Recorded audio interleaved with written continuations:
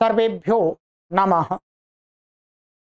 देववाणी संस्कृतं यूट्यूब चलदृश्यं प्रति भवतां भवतीनांच हार्दं स्वागतम्। मित्रों, पारिभाषिकः कक्षा संख्या 39 39वीं कक्षा को आज पढ़ेंगे। 38 कक्षाएं हमारी हो चुकी हैं, ठीक है।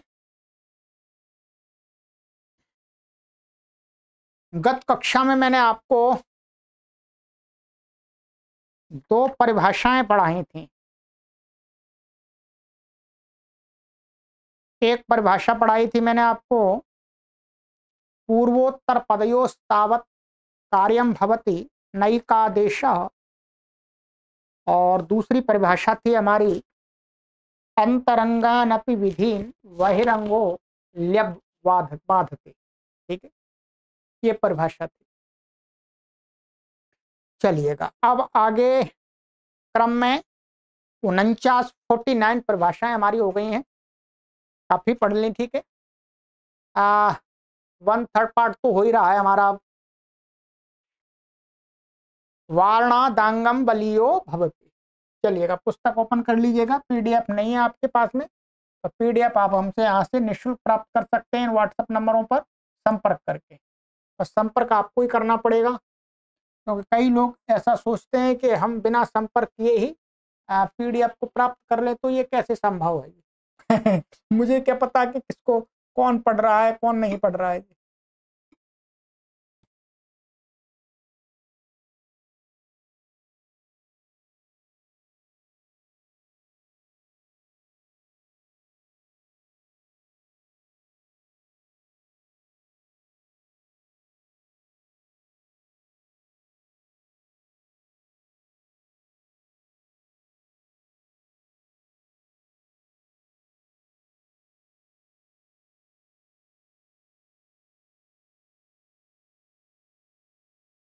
यहाँ तक हो गया था हमारा, ठीक है। अब नई परिभाषा ये है 50वीं, वार्णादांगम बलियो भवति। चलिए इसका भूमिका पहले पढ़ते हैं। उत्थानिका गुरुजी लिखते हैं यहाँ पर, ईयाय ईया इथ इति एवमादिषु प्रयोगेषु ई अणल ई इट हल इति स्थिते दुर्वचनात् परत्वात् क्रमशः अणलि वृद्धि थली सार्वधातुकार्धातुक गुणश्च प्राप्नोति कृताकृत प्रसंगित्वेन च नित्यम द्वित्वम। अब समझिएगा क्या करना है। ये सिद्धि आपको पहले तो करा दी है, ठीक है। ये क्या है, हमारी इण धातु की सिद्धि है, लिट लकार की, प्रथम पुरुष और मध्यम पुरुष के एक वचन। तो यहाँ पर क्या स्थिति, इण धातु का ई बचता है और टिप को अणल हो जाता है, और यहाँ पर मध्यम पुरुष एक वचन में इण धातु का ई बचता है और थल आ जाता है टिप को, और इट आगम हो जाता है उसको। क्रादि नियम से उसको क्या हो जाता है, इट आगम। तो ये स्थिति, अब इस स्थिति में ये बनाना है हमें, इसे ये ऐसे आरंभ करेंगे। इस स्थिति में दुर्वचनात् माने दुर्वचन से पहले कहते हैं कि परत्वात्, माने यहाँ पर दुर्वचन प्राप्त हो रहा है और परत्व के क्रम से क्या है, अणलि वृद्धि, माने यहाँ पर अचोयणति से अणल को निमित्त मान करके अणल के परे रहते वृद्धि प्राप्त है अचोयणति से। और थल में थली सार्वधातुकार्धातु गुणश्च, और थल के परे रहते इसको गुण प्राप्त है और दुर्वचन प्राप्त है। परंतु दुर्वचन वाला लिटि धातु और अनभ्यास ये सूत्र क्या है, 6वें अध्याय के प्रथम पाद में, और ये दोनों सूत्र हैं 7वें अध्याय के दूसरे पाद में और 7वें अध्याय के तीसरे पाद में। तो परत्व से क्या है, ये प्राप्त हो रहा है वृद्धि। यदि परत्व से देखेंगे तो वृद्धि और गुण प्राप्त हो रहा है, यहाँ वो पहले होना चाहिए। पूर्व और पर में देखेंगे तो पर वाला बलवान है और दोनों यहाँ सावकाश है। और कृताकृत प्रसंगित्वेन च नित्यम दुत्वम। अब कहते हैं कृताकृत प्रसंगी के रूप के तरीके से देखेंगे, दृष्टि से, तो क्या है, जो द्वित्व है वो क्या है, करने पर भी कृताकृत प्रसंगित्व है ना। च नित्यम द्वित्व, द्वित्व द्वित्व तो वृद्धि हो जाएगी तो भी द्वित्व होगा, और नहीं होगी तो भी होगा, ठीक है, तो भी होगा। तो कहते हैं तो द्वित्व क्या हो गया, नित्य। अब पूर्व और पर की अपेक्षा से तो पर बलवान होता है, परंतु पर और नित्य देखेंगे, पर और नित्य देखेंगे तो कहते हैं तत्र परात नित्यम बलवत इति परिभाषा इति नित्यात् पूर्वम दुर्वचने सति। भाई ये क्या द्वित्व है, वो नित्य होने के कारण से बेशक ये सूत्र पर हो, परम पर से नित्य बलवान होता है। पूर्व पर नित्य अंतरंग अपवादा नाम उत्तरोत्तरम बलीय, तो नित्य बलवान हो गया। तो इससे क्या होगा, पहले नित्य होने से दुर्वचन पहले होगा।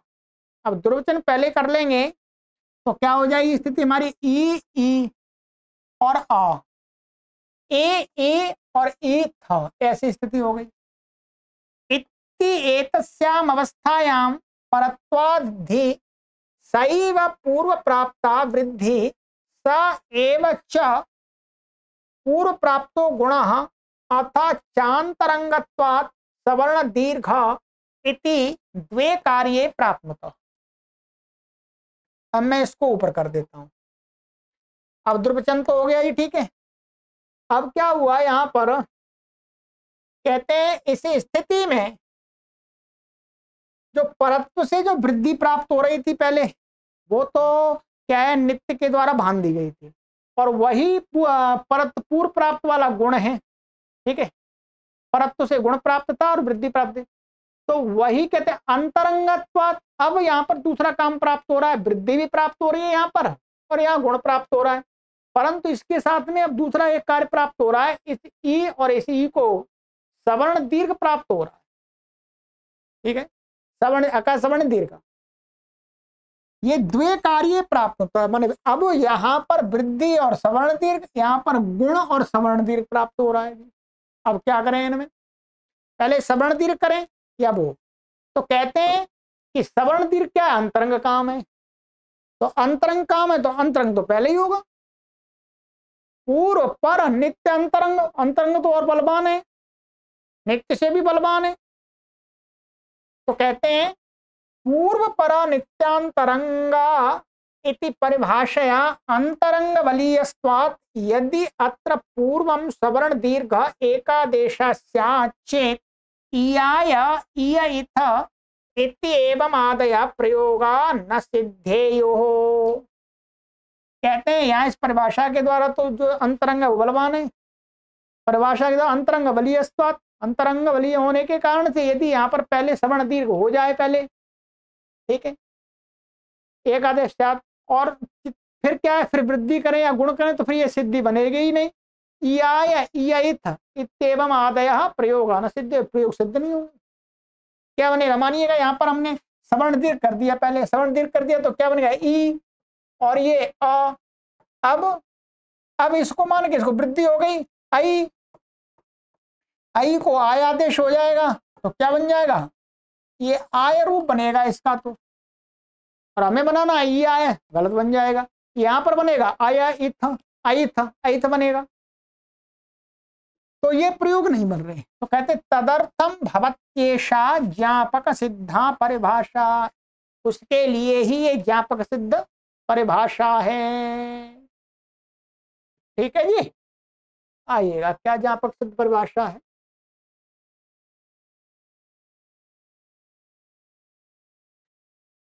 पचासवीं है, वारणादांगम बलियो भवति। एक 6वें अध्याय के प्रथम पाद के 12वें सूत्र पर महर्षि पतंजलि ने इसका विवरण दिया है।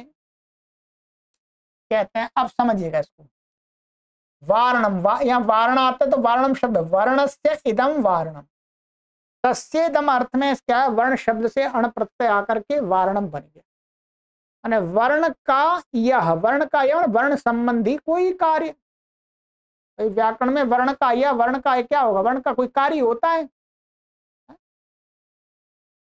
और आंगम क्या है, अंगस्तेदम, आंगम, यहां पर भी तस्तेदम अर्थ में अण प्रत्यय आ गया। अंग संबंधी कार्य, यहां पर यह अर्थ है, वार्णम माने वर्ण संबंधी कोई कार्य, और अंग माने अंग संबंधी कोई कार्य। अंग माने यस्मात् प्रत्यय विधिस्तदादि प्रत्ययंगम। वर्ण संबंधिना कार्यात् अंग संबंधी कार्यम बलियो भवति। क्या है, कहते हैं वर्ण संबंधी कोई कार्य हो, उस कार्य से अंग संबंधी कार्य बलवान होता है, ऐसा जानना चाहिए। अर्थात वर्ण संबंधी कार्य प्राप्त हो रहा हो और अंग संबंधी माने अंग संज्ञा के अधिकार में, अंग के अधिकार में कोई कार्य वो प्राप्त हो रहा हो, दोनों युगपत प्राप्त हो रहे हैं, तो कौन सा बलवान होता है, ये अंग का कार्य। अंग का कार्य पहले करना पड़ता है।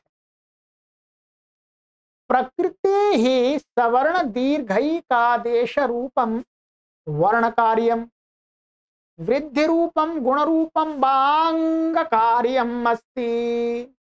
इस प्रकृत प्रसंग में यहाँ पर आया और इत में जो सवर्ण दीर्घ एक आदेश है वो वर्ण कार्य है। वर्णों को तो कहा है, ई वर्ण को लेकर के ही तो कार्य कहा गया दीर्घ। और वृद्धि और जो ये गुण है ये अंग संज्ञा के अधिकार में कहे हैं, वो अंग संबंधी कार्य हो गए, कार्य हैं। एवं च प्रकृत परिभाषया अंतरंगादपि वर्ण कार्यात् अंग कार्यस्य बलीयस्त्वात् वृद्धि गुणौ पूर्वं भवतः। इस प्रकार से क्या प्रकृत परिभाषा के बल से अंतरंग कार्य, वर्ण संबंधी अंतरंग कार्य होने पर भी अंग का कार्य बलवान होने के कारण से वृद्धि और गुण पहले होते हैं, वृद्धि और गुण पहले होते हैं। ततश्च इत्येवमादयः प्रयोगाः निष्प्रत्यूहाः सिद्धाः भवन्ति। तो इससे क्या हो जाएगा जी, ये प्रयोग बन जाएंगे, जो इसको पहले क्या हो जाएगा, वृद्धि हो जाएगी आई, अथवा गुण हो जाएगा ए, फिर अका सवर्ण दीर्घ प्राप्त ही नहीं है, फिर तो एच से आय और अय आदेश प्राप्त होंगे, तो ये सिद्धि बन जाएगी। समझ में आ गया, सरल परिभाषा है, कोई परेशानी इसमें नहीं आनी चाहिए। ये तो आप अपने आप भी समझ सकते थे, परंतु मैंने आपको पूरा समझा दिया एक एक शब्दशः। चलिए अब आगे यहां पर बता रहे हैं इसका ज्ञापक, ठीक है कि भाई ये बात आपने कहां से निकाल के ले आए ये कौन सी गुफा में ये बात छुपी हुई थी। तो यहां पर कहते हैं अभ्यासस्या सवर्णे इत्यसवर्ण ग्रहणम चास्या ज्ञापकम। अभ्यासस्या सवर्णे, इस सूत्र में जो ये असवर्णे पड़ा हुआ है ये इस परिभाषा का ज्ञापक है कि ये परिभाषा है, इस परिभाषा का सिद्धांत व्याकरण में मान्य है, स्वीकार्य है। अब बताते हैं कैसे जी, कहते हैं महर्षि पाणिनि ने तो वहां बताया है, तथा ह्यसवर्णे च परतः इवर्णान्तस्य उवर्णान्तस्य चाभ्यासस्य इयं आदेशौ विहितौ। यहाँ पर क्या था, अभ्यासस्य सवर्ण, ये क्या कहता है, असवर्ण अच के परे रहते, असवर्ण अच के परे रहते इवर्णांत और उवर्णांत जो अभ्यास होता है, ध्यान रखें, उसको इवर्णांत को इयंग और उवर्णांत को उवंग आदेश कहा। ठीक है जी, ध्यान रखें, असवर्ण अच परे रहते, यदि पूर्व में ई है तो बाद में माने अभ्यास में ई है तो अभ्यास के बाद में जो मूल जो धातु का ही होगा, धातु का जो वर्ण है वो ई उ और उ ई नहीं होना चाहिए। अभ्यास में उ है तो अंग में उ नहीं होना चाहिए। यदि अत्र यद्यत्र वृद्धिम गुणम वा बाधित्वा एकादेश पूर्वं स्यात् तदा तदाभ्यासात् उत्तरस्या सवर्णोच्चो भावात् असवर्ण ग्रहणम अनर्थकम स्यात्। अब यहां पर यह सोचना है कि मानिएगा ये परिभाषा नहीं है। क्या है? ये परिभाषा नहीं है। परिभाषा नहीं है, अंतरंग और बहिरंग मान करके यदि सवर्ण दीर्घ ही, माने ये कहते हैं यदि वृद्धि और गुण को बाध करके एकादेशा, माने गुण पहले वृद्धि और गुण तो बहिरंग थे आपके, बांध करके रोक करके अंतरंग होने के कारण से वर्ण का कार्य यदि पहले हो जाए, एकादेश माने सवर्ण दीर्घ हो जाए पहले। मानिएगा ये हम ले लेते हैं उदाहरण, अभी ये है ए और ये आ। अब यहाँ पर क्या है, कोई यहाँ पर वर्ण का कार्य तो ये प्राप्त हो रहा है और इसको वृद्धि प्राप्त हो रही है। यदि क्या है ये वृद्धि, मानिए वृद्धि यहाँ पर क्या है, वृद्धि यहाँ पर परत्व है, परे है और परे है, परंतु क्या है उसकी अपेक्षा से जो इसमें सवर्ण दीर्घ कार्य वो अंतरंग है, तो उस दृष्टि से ये बहिरंग हो गया। तो यदि इसको यहाँ पर आकाश सवर्ण दीर्घ जो है एकादेश, वो यदि वृद्धि को बांधे, वृद्धि नहीं होगी जहां पर भी कहीं, तो वृद्धि नहीं होगी तो यहां पर क्या हो जाएगा, इसको पहले सवर्ण दीर्घ हो जाएगा, ये ई बन जाएगा आपका, इन दोनों को ई बन जाएगा। अब ई बन जाएगा और यहां पर ये कह रहे हैं अभ्यास सवर्ण, तो ये कहते हैं कि यहां पर यदि वृद्धि को बांध करके, उनको बांध करके पहले एकादेश हो जाएगा तो अभ्यास से उत्तर असवर्ण का अभाव मिलेगा। भाई अभ्यास तो उसी में मिल गया, अब अभ्यास से उत्तर असवर्ण वाली बात कहीं मिलेगी ही नहीं। ये इवर्णांत और उवर्णांत मांगता है, और इवर्णांत और उवर्णांत जो अभ्यास होगा, ध्यान रखेंगे, जो अभ्यास होगा उसका जो उसके बाद में जो अंग का पहला वर्ण होगा वो भी उवर्ण और इवर्ण ही होगा। ठीक है, जैसे यहाँ ये वर्ण अभ्यास है तो इसके बाद में जो अंग का ये है तो ये हमेशा इवर्ण ही रहेगा, क्योंकि यही तो यहाँ पर आता है, यही तो यहाँ पर आता है। तो और यहाँ पर अंतरंग से ई हो जाता है तो अभ्यास से उत्तर वो मिलेगा ही नहीं, कहीं असवर्ण मिलेगा ही नहीं, असवर्ण मिलेगा ही नहीं, क्योंकि अभ्यास पहले खत्म ही कर दिया, वो अंग को और अभ्यास को एक ही बना दिया। तो फिर अभ्यास से उत्तर असवर्ण का हमेशा अभाव मिलेगा ही नहीं कभी असवर्ण, ना सवर्ण मिलेगा ना असवर्ण मिलेगा, कुछ भी नहीं मिलेगा, कहने का तात्पर्य है। तो माने अच का अभाव होने से कहने असवर्ण अच का अभाव होगा, तो फिर यहाँ पर असवर्ण ग्रहण, यहाँ असवर्ण ग्रहण की लाभ क्या है भाई, लाभ क्या हुआ, कोई लाभ नहीं हुआ। अनर्थकम स्यात्, अनर्थक हो जाए। ये परिभाषा हमारे पास में नहीं है, तो यहाँ पर सवर्ण दीर्घ होगा, जहां जहां इसकी स्थिति बनेगी ना उससे पहले ही सवर्ण दीर्घ हो जाएगा। उवर्णांत की कोई धातु ले लेंगे वहां पर ही सवर्ण दीर्घ हो जाएगा, अभ्यास से उत्तर अच असवर्ण अच मिलेगा ही नहीं। ठीक है, और ध्यान रखेंगे यहाँ पर अंतादिवच्छ भी नहीं लगा सकते, क्योंकि नान्तादिवच्छ उभयतः आश्रय नान्तादिवच्छ, माने जहां पर दोनों का आश्रय लिया जाएगा, माने अंतादिवच्छ से यहाँ पर हम इसको अभ्यास का ई भी माने और उस अंग का ई भी माने तो मान ही नहीं सकते। एक ही आश्रय होने पर अंतादिवच्छ लगता है, वो भी लगेगा। तो कहते हैं कि ये तो अनर्थक हो रहा है, ये पूरा सूत्र अनर्थक हो रहा है वास्तव में, असवर्ण ग्रहण क्या अभ्यास भी नहीं मिलेगा। तो महर्षि पाणिनि ने फिर तो सूत्र क्यों बनाया, तो कहते हैं महर्षि पाणिनि ने सूत्र बनाया है उससे महर्षि पाणिनि जी ये बताना चाह रहे हैं कृतंतु ज्ञापयति।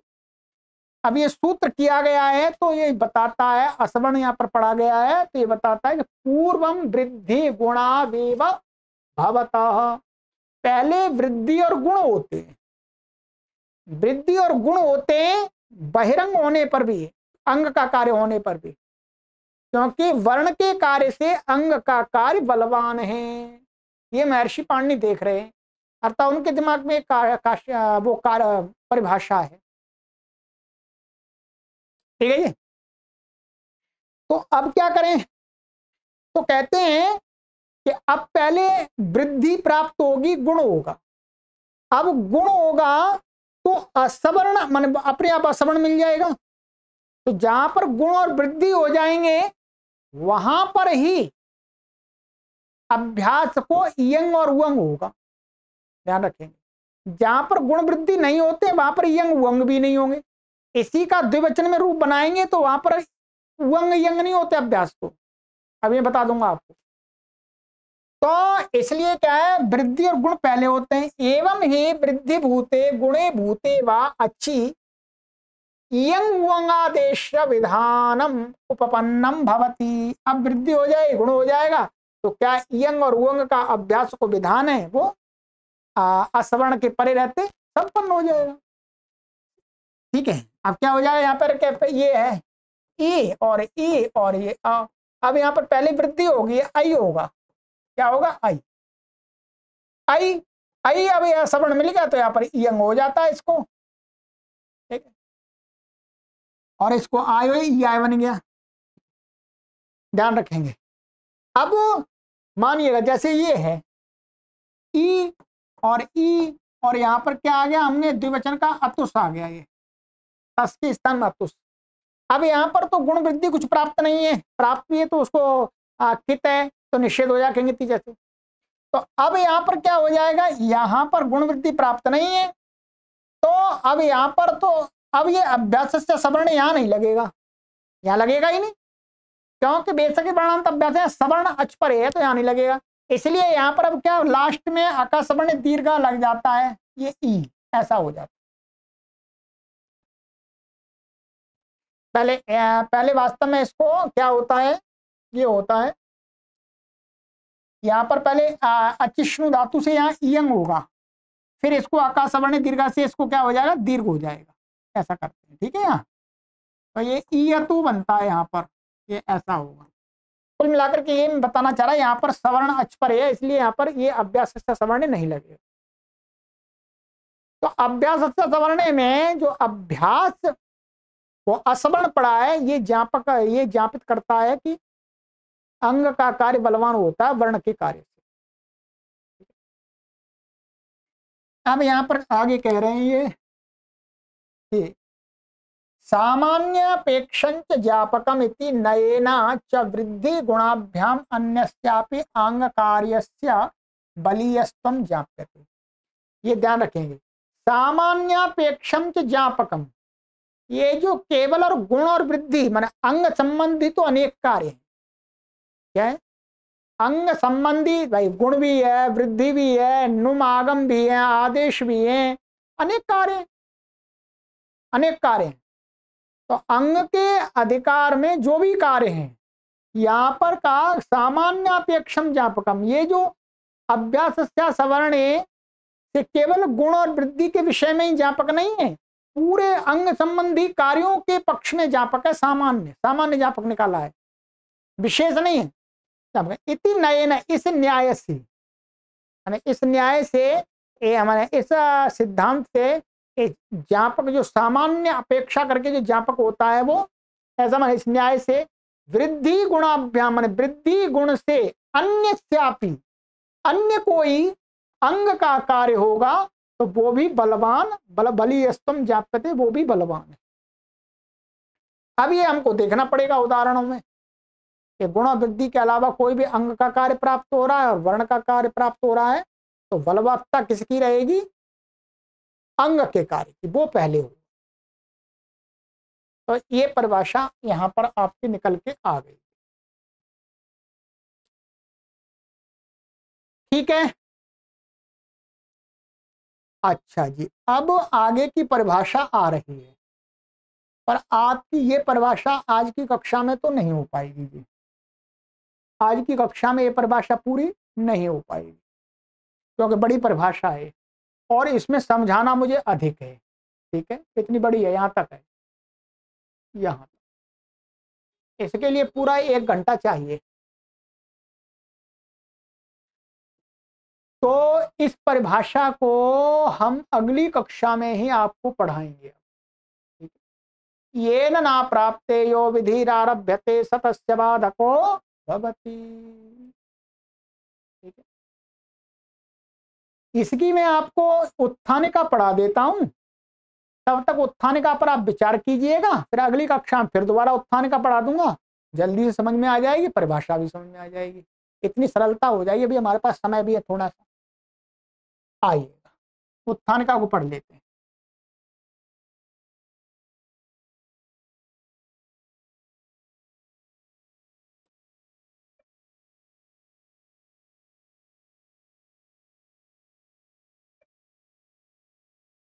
इह व्याकरणे पूर्व परा नित्यांतरंगापवादानाम उत्तरोत्तरम बलीयः इति परिभाषया अपवादस्य बलवत्ता मूर्धायमाना तिष्ठति। कहते हैं इस व्याकरण में जो हमने परिभाषा पढ़ाई थी, पूर्व पर नित्यांतरंग अपवादानाम उत्तरोत्तरम बलीयः, इस परिभाषा के द्वारा जो अपवाद है, अपवाद की बलवत्ता मैंने अपवाद सबसे बलवान माना, बलवत्ता मूर्धाय माना तिष्ठति माने सबसे ऊपर, मूर्धा माने सबसे ऊपर, अपवाद बलवान है सबके ऊपर, माने तिष्ठति माने विद्यते। तदेवं माने वह इस प्रकार से, जैसे वह अबिभयुः इत्यत्र भी धातोर लंगी जुसी श्लौ सती श्लौ इति च द्विर्वचने भी जुस इति स्थिते सार्वधातुकार्धातुकयो इति गुणस्य प्राप्तौ सत्याम जुसी जुसो झी स्थानिकत्वात् सार्वधातुकमपित इति गित्वे किंगिति च इति निषेधे जाते जुसी च इति तदपवादः गुण आरभ्यते। आप समझिए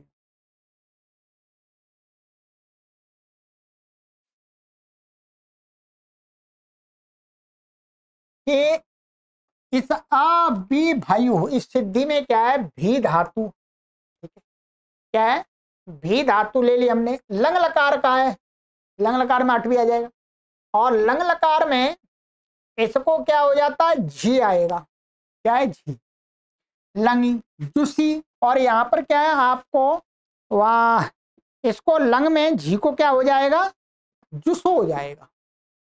ये हमारा ये तीसरे अध्याय में जो सूत्र था आपको मैं बता भी देता हूं, ठीक है।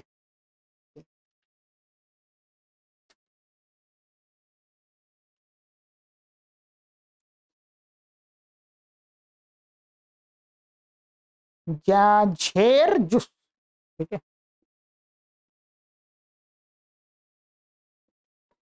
ये है, ठीक है, झेर जुस और है सिजभ्यस्त विधिभ्यस्त, ठीक है, इसका झेर जुस वहां पर सूत्र है, उसी के आगे सिजभ्यस्त विधिभ्यस्त, यहाँ पर अभ्यस्त है, अभ्यस्त संज्ञक से उत्तर, ठीक है, गित लकारों में झी को जुस हो जाता है, ठीक है।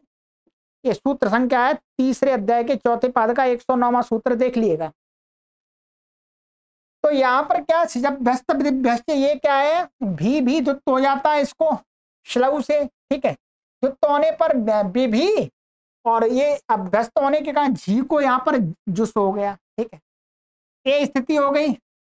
और अब यहाँ अटागम भी कर लेंगे, लंगकार का है। अब यहाँ पर क्या होता है, जुस, इस स्थिति में सार्वधातु का अर्धातु का गुण से प्राप्ति, गुण गुण का प्राप्त है, ये सार्वधातु का गुण की प्राप्ति होती है, किसको, ई को। सत्यम जुस्साह जुसो जी स्थानिकत्वात्, अब क्या है, ये जुस क्या झी के स्थान में हुआ है, तो आदेश स्थानिमत भवति, तो झी कैसा था, अपित, तो जुस भी अपित हो गया, अपित होने से सार्वधातु कमपित से ये गितवत माना जाएगा, झी गितवत है तो झी के स्थान में जुस है वो भी गितवत हो गया।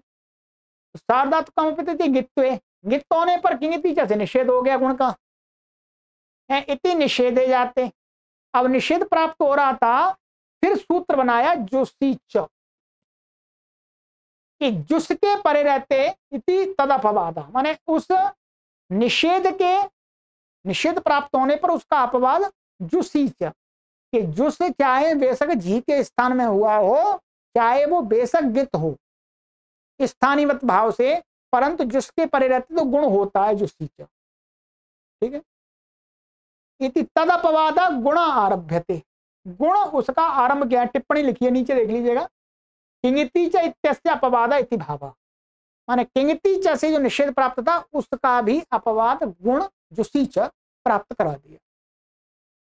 अब कहते स ही यथा अभिभयु, यहां पर गुण हो गया, इसको भे और अय आदेश होकर के अभिभयु बन गया। इत्यत्र प्रवर्तते, यहां पर इसकी प्रवृत्ति हो जाती है जो सीच की।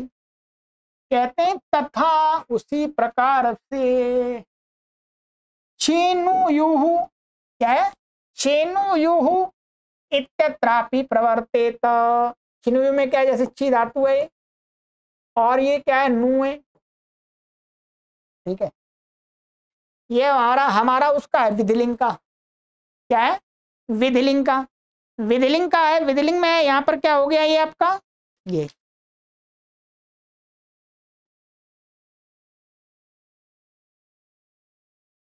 चीनू और ये जी है वास्तव में, जी को यहां पर क्या हो जाता है जुस। ठीक है, विधिलिंग में चीनू युहु, तो इसमें ये हमारा लग जाता है ये एक मिनट, ये झेर जुस है। झेर जुस माने लिंगादेशस्य झे स्थाने जुस आदेश भवति लिंग लकार में, तो झेर जुस से यहाँ पर क्या हो जाता है जुस आदेश हो जाता है। समझिएगा, यहाँ समझ लेंगे तो बात बन जाएगी। अब इसको मान करके इसको गुण होता है, तो शनु है तो गित है सार्वधातुकम्पित से, तो गुण नहीं हुआ। अब यहाँ पर क्या होता है, इसको विधिलिंग है तो इसको चिन्ह, और यहाँ पर यासुट भी आ जाता है, ये यासुट का यास बचता है, और जुस का क्या बचता है उस, क्या है ये उस बचता है। ठीक है, ये यासुट इसी का भाग है, ये ध्यान रखेंगे। अब ये कहते हैं कि अब इसको माने जी था, जी को मान के सार्वधातु पार्वधातु इसको गुण प्राप्त हुआ, परंतु ये क्या है जी स्थानीय जी का स्थानीय मान करके सार्वधातु गितवत में आ गया, ये गितवत हो गया। गितवत होने से किंगिति च ने निषेध किया, परंतु जुसी चाहिए जुस का उसे जुस है, ये जुस माना जाएगा पूरा, तो जुसी च से यहाँ गुण होना चाहिए। जैसे यहाँ पर गुण हो गया ई को, वैसे यहाँ ऊ को गुण होना चाहिए जिसके पर रहते भाई। चिन्ह तत्रापि प्रवर्तेता न चात्रयष्यते, परंतु यहाँ पर ये जुसी च नहीं लगाना हमें, रुकेगा, ये रुकेगा कैसे भाई, जुस तो है ही, ये यासुट तो इसी का भक्त है, जुस के ग्रहण से ही ग्रहण होगा वो भी यासुट। तस्मात् भवत्येषा ज्ञापक सिद्धा परिभाषा, इसलिए ये ज्ञापक सिद्ध परिभाषा है कि यहां पर जुसी च नहीं लगेगा। क्यों नहीं लगेगा, ये बहुत लंबी चर्चा है, इसको अगली कक्षा में करेंगे, इस विषय को समझ लीजिएगा। ठीक है, चलिए अगली कक्षा में मिलते हैं। आनंद आ रहा होगा मित्रों, ये तो मैं आपको विश्वास दिलाता हूं कि जो भी संस्कृत व्याकरण पढ़ने के हमारे जो जिज्ञासु इस भारतवर्ष के अथवा भारतवर्ष से बाहर हैं, उनकी जिज्ञासा की पूर्ति तो हो रही होगी। उन्होंने कभी विचार भी नहीं किया होगा कि संस्कृत व्याकरण के अंदर इतनी गहराई से विचार किया गया है। ठीक है, अभी तो और गहराई से हम चले जाएंगे, इसके बाद काशिका पढ़ेंगे तो काशिका में और गहराई चलेंगे। ठीक है, घबराना नहीं है आपको, तो हम ही नहीं घबरा रहे, तो घबराने की आवश्यकता नहीं है, आप जुड़े रहिएगा, पढ़ते रहिएगा, अपने अन्य कार्यों को भी करते रहिएगा। ठीक है, और संस्कृत भाषा के व्यापक प्रचार प्रसार के लिए इस चैनल से अधिक लोगों को जोड़ते रहिएगा और इन कक्षाओं को शेयर करते रहिएगा। हम अपने कार्य में लगे हुए हैं, आप अपने कार्य में थोड़ा सा योगदान दे दीजिएगा। सर्वेभ्यो नमः।